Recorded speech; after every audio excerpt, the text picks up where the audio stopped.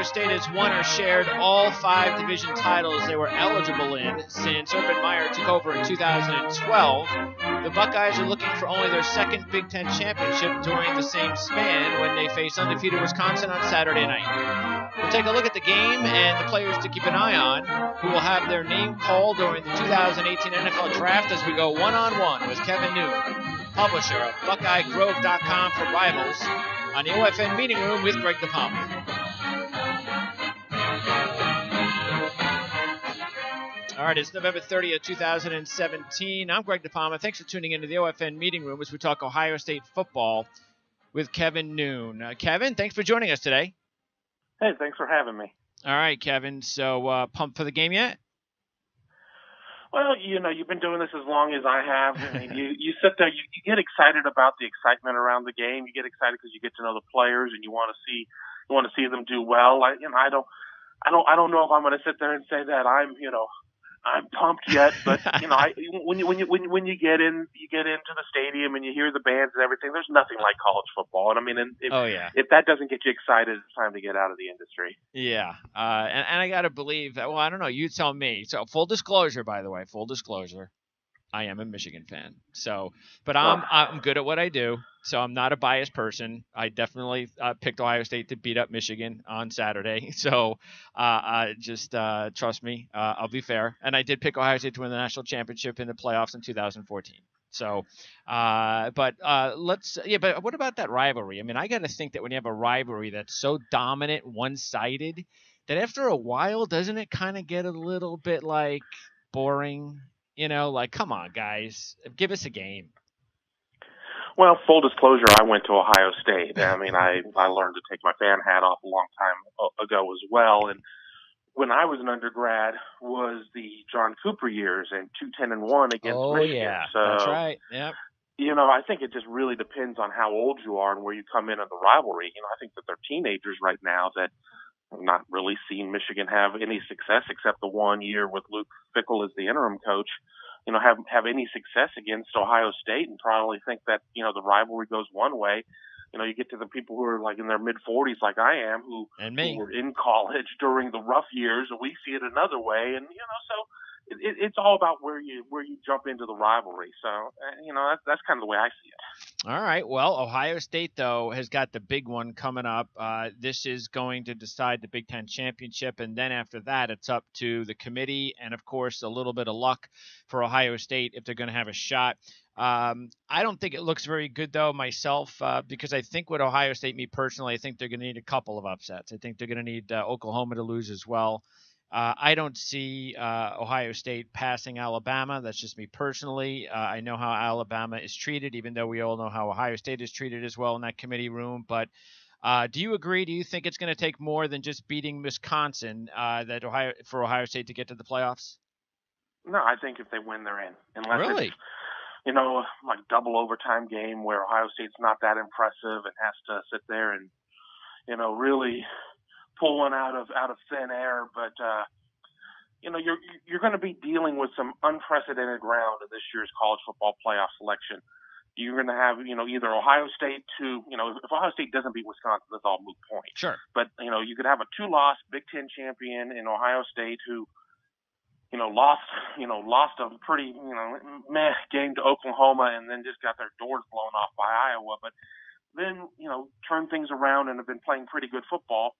Or you can have a 1-loss Alabama team who is sitting out, who does not, like in 2016 Ohio State's case, have a premier win over a conference champion, Oklahoma, in Norman, who lost their last game. I mean, so much of the mission of the college football playoff selection committee is to pick the teams that are the best in football but who are also playing the best.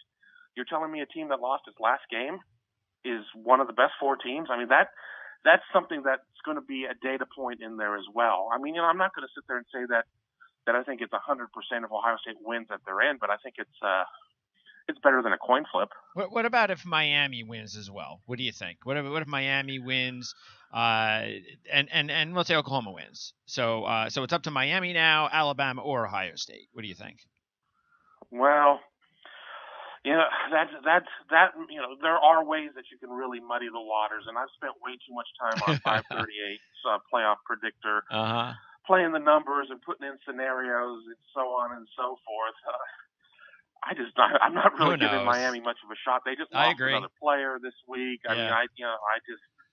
I think TCU's got more of a shot of pulling its upset than Miami does. And with that being said, I don't think TCU's shot is all that great. But, we get into championship week and we say, well, what happens if chalk goes down? And then chalk never goes down. And, and that's what makes, the sport so great and why nobody really can go out and start buying tickets yet Sure. because nobody knows what's going to happen. No, absolutely. And I was speaking. I had a conversation yesterday with Russ Mitchell, and he brought up a good point about the situation where the committee will more than like. I mean, they're going to really want to avoid having two teams from the same conference. And so that is probably along the lines of what you're looking at when I just mentioned Alabama or Ohio State. If it comes down to those two teams, maybe the edge does go to Ohio State because they want to do everything they can to avoid two SEC teams. Well, you're already in a situation with five Power Five conferences, and Notre Dame kind of laying out there as an outlier where one conference is already going to be mad. And if you sit there and you have a situation where two conferences are mad, and say what you will about the Big Ten, but Jim Delaney is one of the most powerful people in the sport. And while I don't think that he's going to sit there and raise just a huge stink about it, I just think that it's probably in the best interest of the committee just not to really go down the road of having two teams out of one conference unless it's just so blatantly obvious that it has to be that way. It's a 1-point game head to head or, crazy overtime game or something there. Iron Bowl wasn't all that close. And Alabama is a flawed team just like everybody else. Sure, There's not a perfect team out there. I agree. They have no linebacker depth right now due to injuries.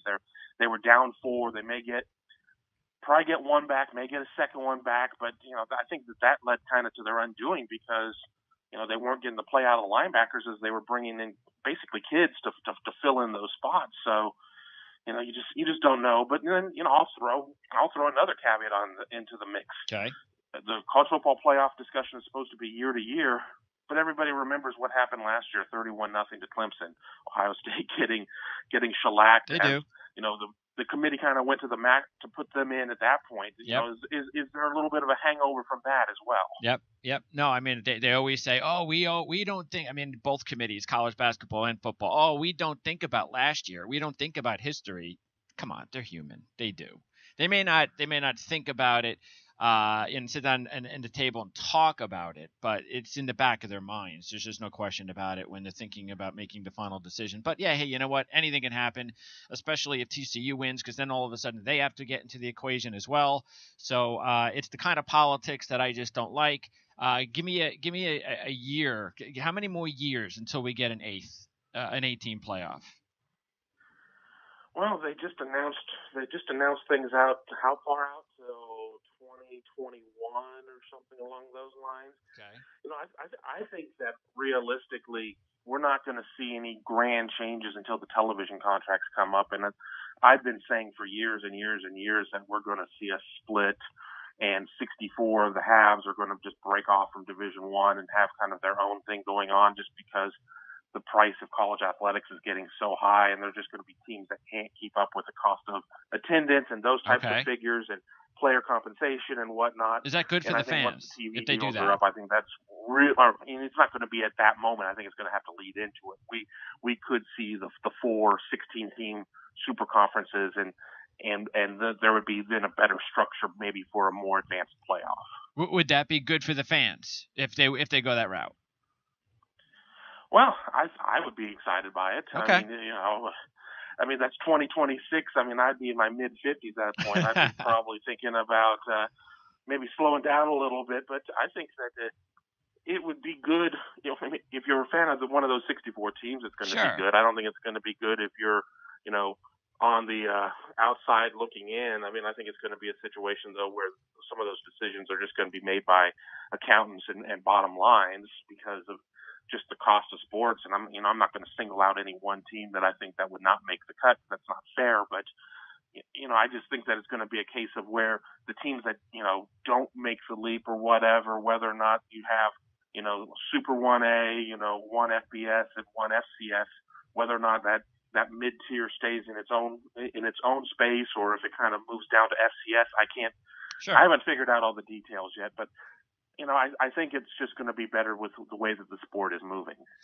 What do you think about the matchup with Wisconsin?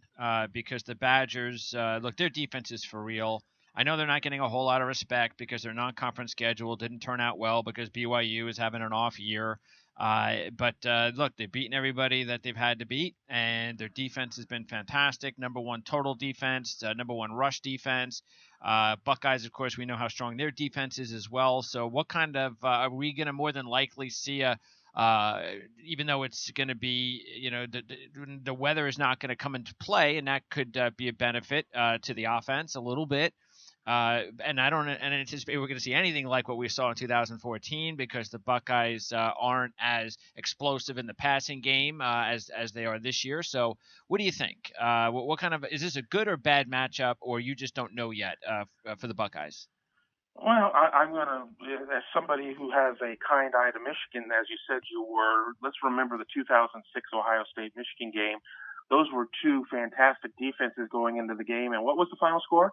42-39. Yeah. So you just never know. I mean, and I'm not predicting a high scoring game in here. I'm sure I'll get asked at some point in this interview what my prediction is, but yes, you're right. Wisconsin played an atrocious non-conference schedule. I mean, their best non-conference game was Florida Atlantic, and the first two games at FAU for Lane Kiffin were not very good. It was game 3 when they turned it all around. So now it looks like a much better win, but in the first 8 quarters at FAU, they ran for 146 yards. I don't think they've run for less than like 195 in any game since. So, that put that game aside. And Wisconsin hasn't played anybody really from the Big Ten East save Michigan. They didn't get Penn State. They didn't get Ohio State. They didn't get Michigan State.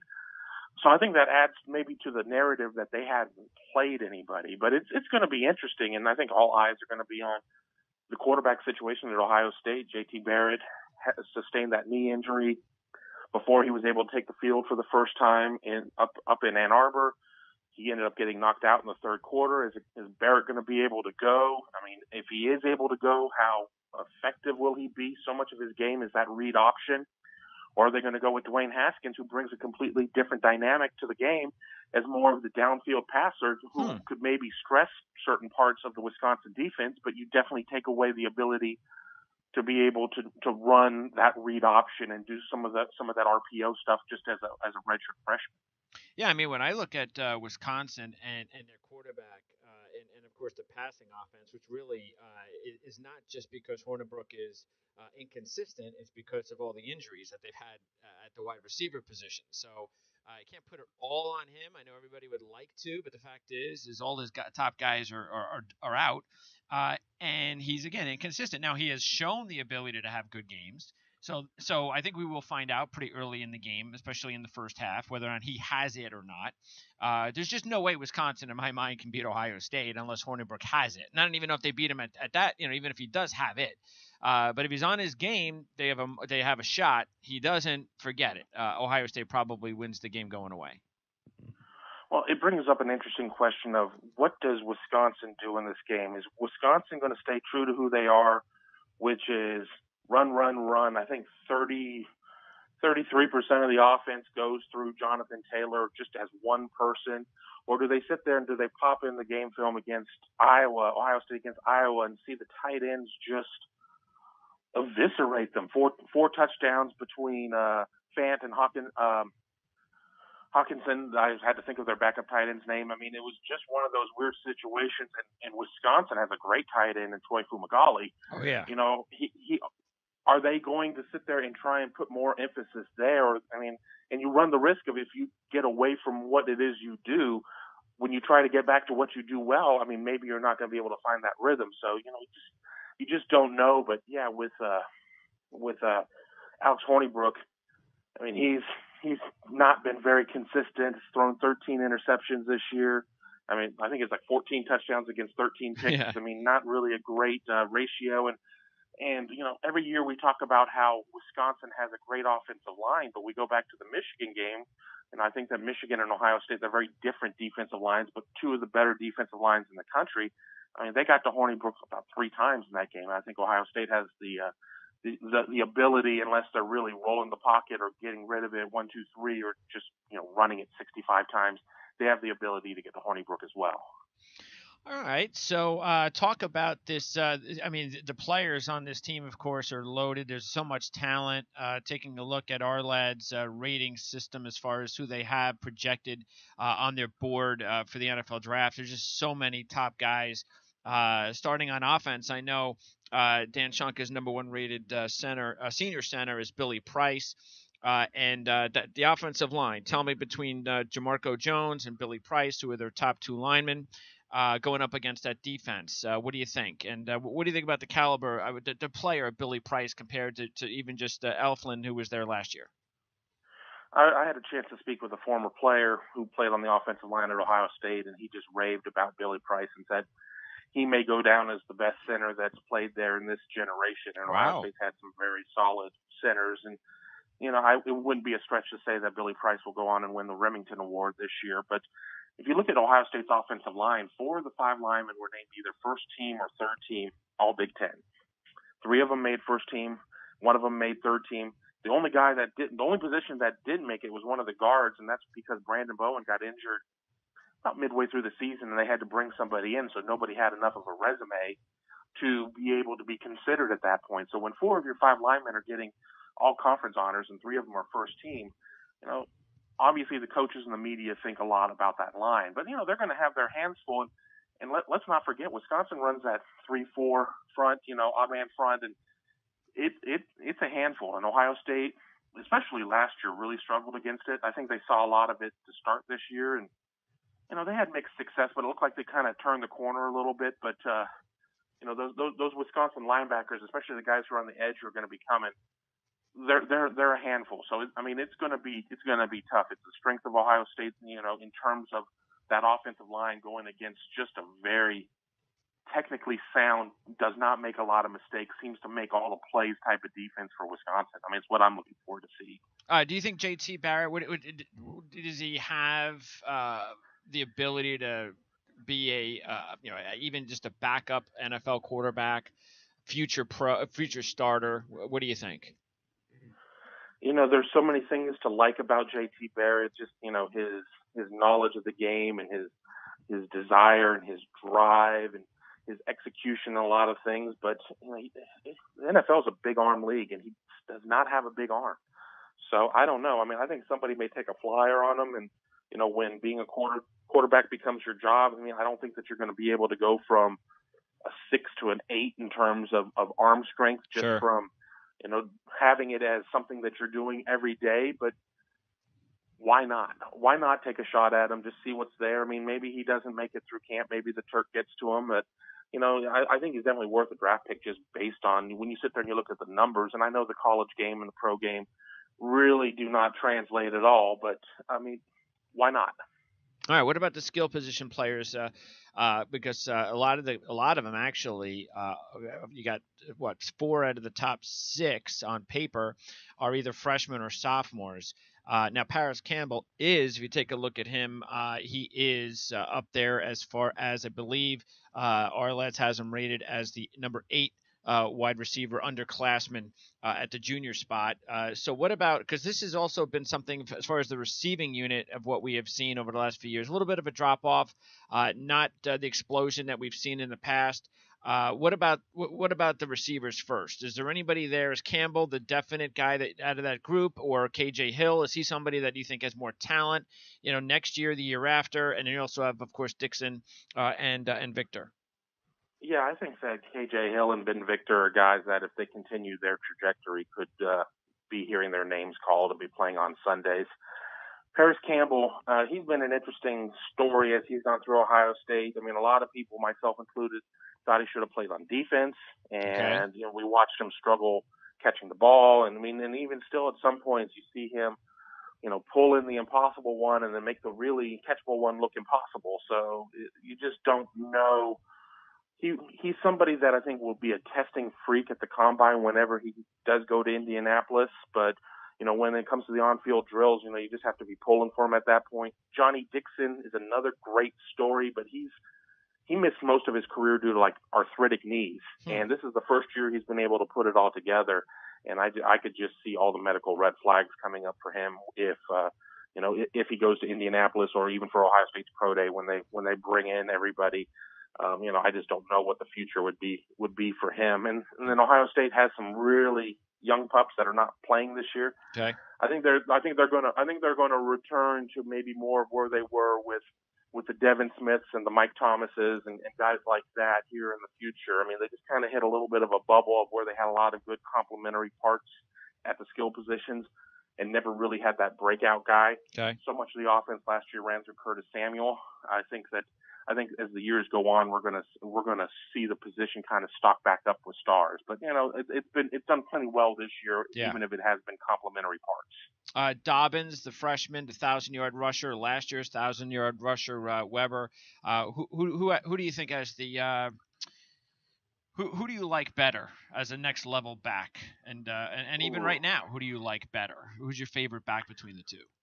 Well, that's a good question because we did not get to see a lot of Weber early this year, and then he just kind of had a here I am type of moment when he had a 50-some yarder and an 80-some yarder where he just found a sixth gear out there and ran away from people, and that's something we didn't see during his freshman campaign. I mean, a lot of people said that Dobbins was more of your quick guy, while Weber was more of your power guy who would break tackles but may not get past the 25-yard mark. Now we see Weber going out and doing that. Okay.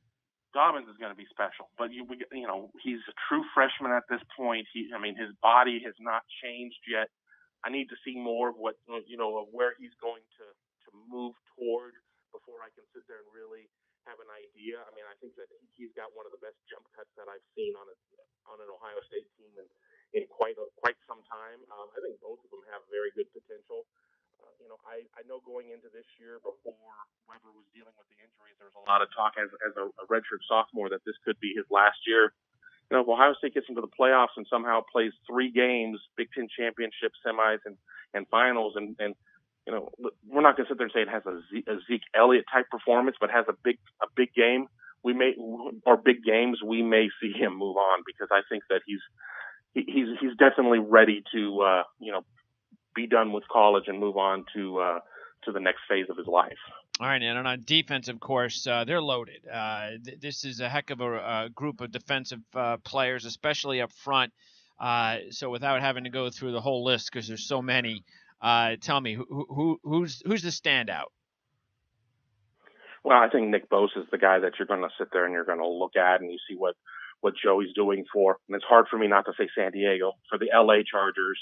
And while Nick is not seeing as many snaps because of the depth they have, and Larry Johnson is rolling 8, 9, 10 defensive linemen in per game, maybe even more against lesser opponents, Nick Bosa just seems to have it. But, that doesn't mean that guys like Sam Hubbard and Tyquan Lewis aren't going to catch the eyes of the scouts as well because, they're both, very special, impressive physical freaks. And, the guy that doesn't get as much talk that I think that somebody would end up really liking when they get him into a camp is Jalen Holmes as well. I think Jalen Holmes is somebody that when he's in the right system, I think he could definitely flourish. And then one guy that really Ohio State fans were talking about going into this year, and I think more people are talking about him now, is Draymond Jones. I think that, he's a twitched up guy, and I think that he's going to be somebody that teams are just going to see as just a freak. Well, I mean, if you take our lads has Hubbard as the number 1 underclass junior defensive end, Lewis the number 2 senior defensive end, Holmes the number 5 senior defensive end, Jones the number 3 junior defensive tackle, and that's just, of course, we're not even getting into Bosa because it's not his time yet. And then what about the linebackers and the secondary? Because there's also a big list here. Wardley, the number 3 senior inside linebacker. Baker, the number 4 outside linebacker for juniors, and then Ward, Booker, and Webb also highly rated linebackers and DBs, as well as Sprinkle along the defensive line. Right, exactly. And, I think that maybe one of the points of where Ohio State's had some breakdowns is maybe They haven't been getting the play out of the linebacker that they'd had in years past. You have to wonder how much they miss Luke Fickell, who's now the head coach at Cincinnati, who used to be the linebacker coach. They moved Worley. They had him at the mic and they moved him outside. It's so much more natural outside, and I think that that's definitely going to help his production, and that's where he would end up playing.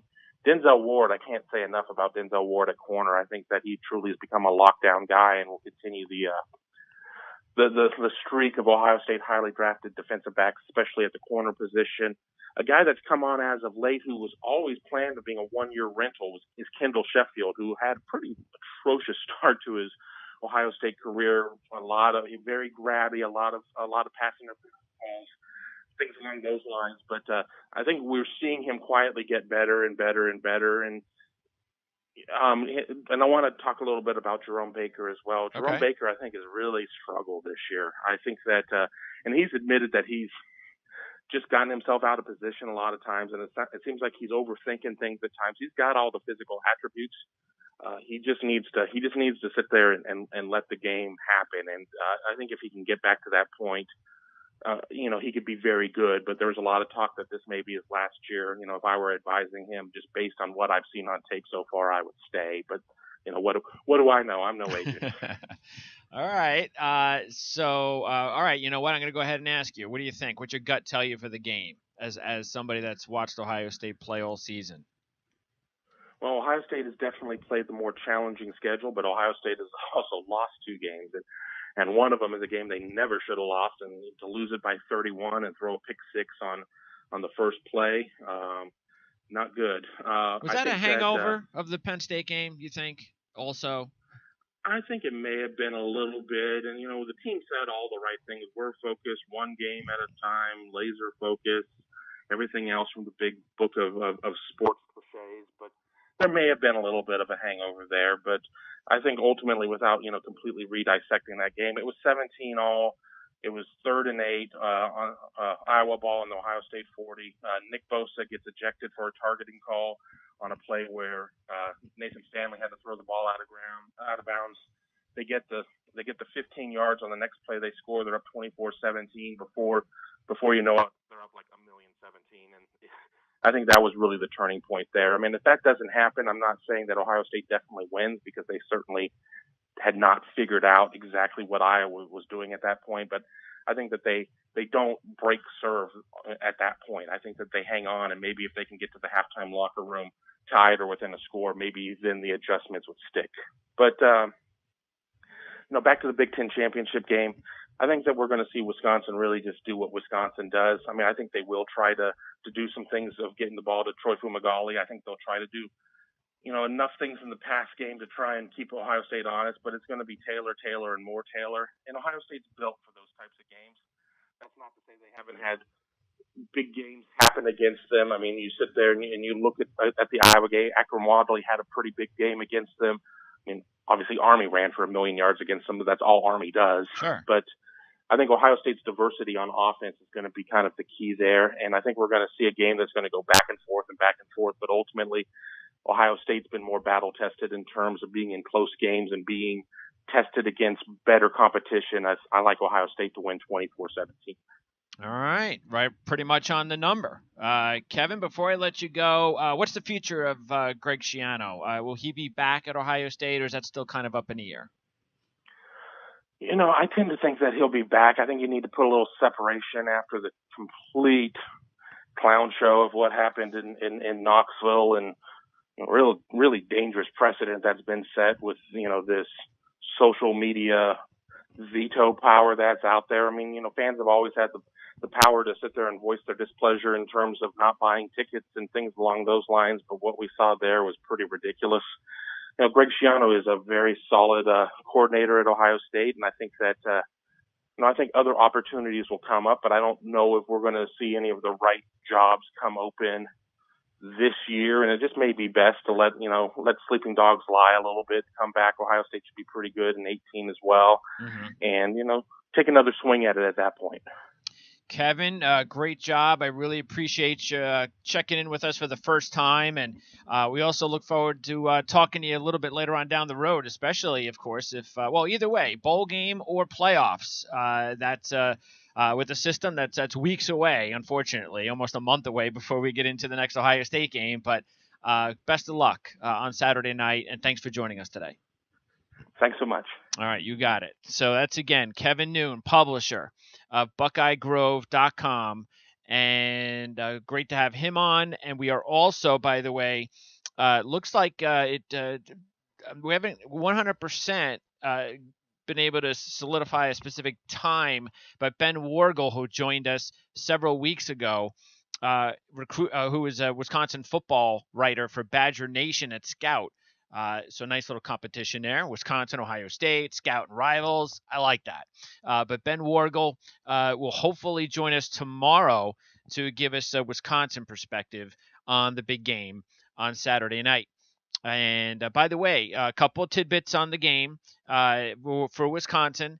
They're 3-3 straight up, 5-1 against the spread as a dog under Paul Chryst. So keep that in mind. Wisconsin being the dog in this game, because a couple years ago in 2014, when I took Ohio State to win the national championship in the 14 playoff, the main reason for me was, wait a second, you're counting out an Urban Meyer coached team? Are you crazy? After what they did to Wisconsin in that game with Jones and what they had? I mean, really? Because I love taking Urban Meyer as a dog at Ohio State. And just loved it. So that was again, it shows you, sure, as Kevin said, maybe 20, 30 years ago when you're young and it's not a business. You hate the other team. You hate the rival. I hate Ohio State. I hate Michigan. But then as you get older, not to say that, you still don't have a dislike, but still there's more respect. And then also for your business, you really have to, if you're going to have people respect you and what you say, because there are a lot of former players and athletes that are analysts on TV and radio and such, and they do not and cannot avoid their biases. They just can't. Some are just blatantly biased and they're just ridiculous. Others, it's like, yeah, okay, I know you're trying not to be biased, but all right, whatever, blah, blah, blah, blah, blah. But anyway, so I like the dog situation here with Wisconsin. I'm not so sure about this particular Ohio State team based on what's happened this year, just from what I've seen. But you know what? We'll see. I mean, if they beat Wisconsin on Saturday night, then I'll hold my judgment for the 14 playoff like I did in 2014. Because who knows? Maybe if Ohio State gets to the postseason, to the playoffs, then chances are they're going to be a dog again. And maybe I'll go down that path one more time because it worked the first time. But first of all, Ohio State has to take care of Wisconsin. And if they can do that, then we'll talk. But again, we'll talk Wisconsin football tomorrow. We're looking forward to doing that. And also, we want to remind everybody as far as our schedule, because we have a great schedule of guests coming up here on the OFN meeting room. And also tomorrow, we've got our college football show. So keep that in mind. That's going to start at 4 o'clock tomorrow. College football preview for the weekend. We're going to have Carlos Mendez from the Fort Worth Star-Telegram for TCU, Ryan Aber from the Oklahoman for Oklahoma, Mike Huguenin from Gridiron Now, and also Brian Matthews covers Auburn for Rivals. So that's tomorrow on College Football Preview. We've got Clemson, Phil Kornblatt, and Gary Furman from Miami tomorrow on the OFN meeting room. And coming up later today, Anthony Dasher, UGAsports.com for Georgia football. That's it. Our Lads Football Radio Network, where it's never too early to think about the NFL draft and where you can find the best college football depth charts in the business. Don't forget to follow us on Twitter at PrimeSN. For Kevin Noon, BuckeyeGrove.com. I'm Greg DePalma. Thanks for tuning in to the OFN meeting room. We'll see you next time.